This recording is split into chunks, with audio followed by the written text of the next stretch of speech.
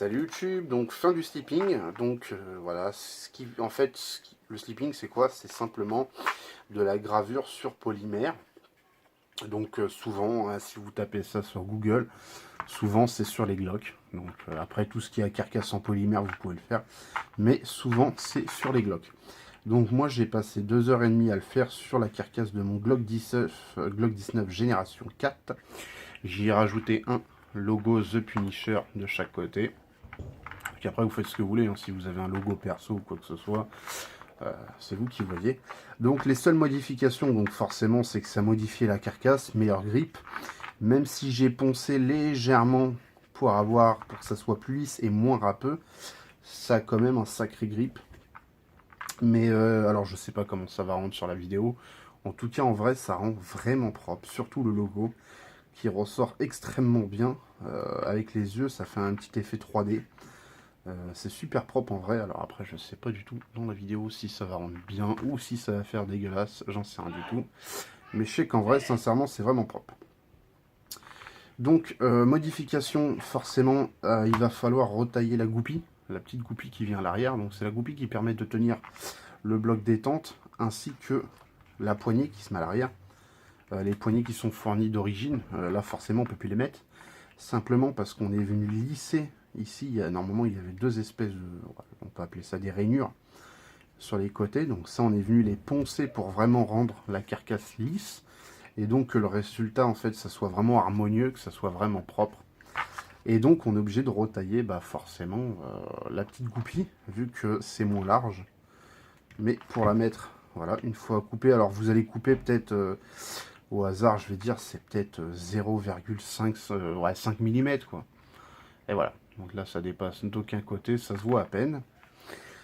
Pensez à retirer votre poussoir de chargeur quand vous allez faire surtout les bords. Donc moi, je l'ai fait après, hors vidéo, on s'en fout, mais voilà.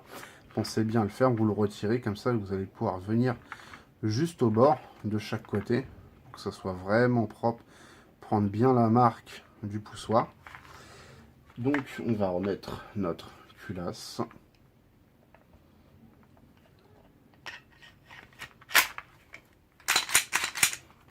Voilà. Et donc, c'est fini sur le Glock 19. Moi, j'ai fait ça avec un fer à souder qui fait aussi chalumeau. Alors, est-ce qu'il est encore chaud? Non, c'est bon.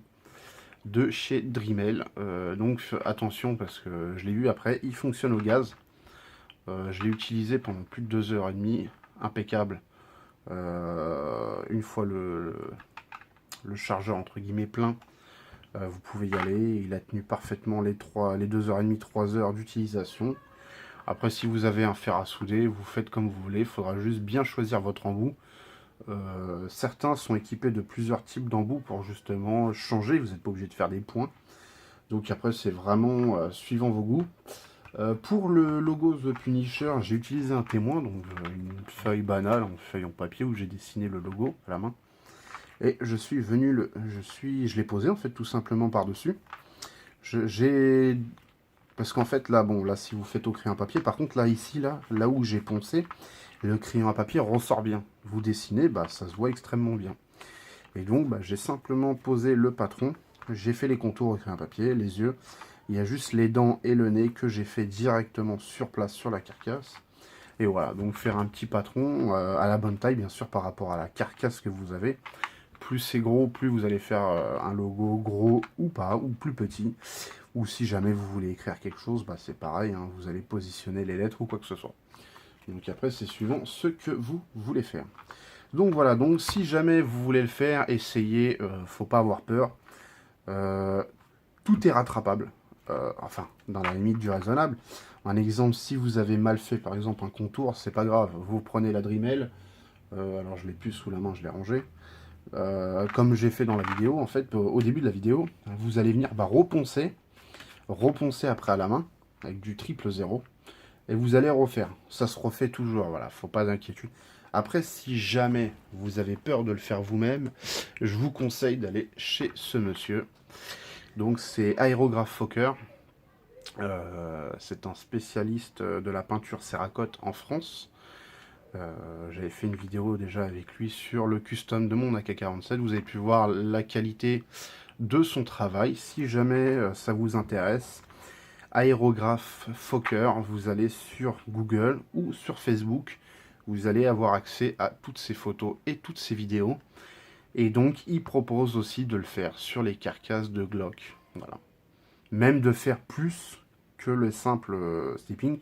Il peut aussi faire ça, plus peinture de culasse, de carcasse. Bref, aucune limite. Pour vous donner un petit rendu. Voilà.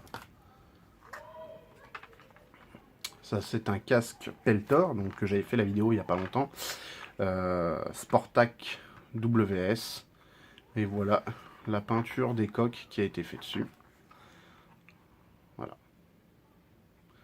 Vous pouvez voir la qualité du travail. Donc si jamais ça vous intéresse et que vous avez peur de vous louper et que vous préférez passer par un professionnel, bah n'hésitez pas à le contacter sur Facebook. Voilà, donc j'espère que cette petite vidéo vous aura plu, ce petit tutoriel. Moi c'est ma première, donc pourquoi pas, je referai sur d'autres armes à moi pour l'instant. J'espère que ça vous a plu, surtout n'hésitez pas à laisser un petit message. Sur ce, je vous laisse. Allez, ciao tout le monde!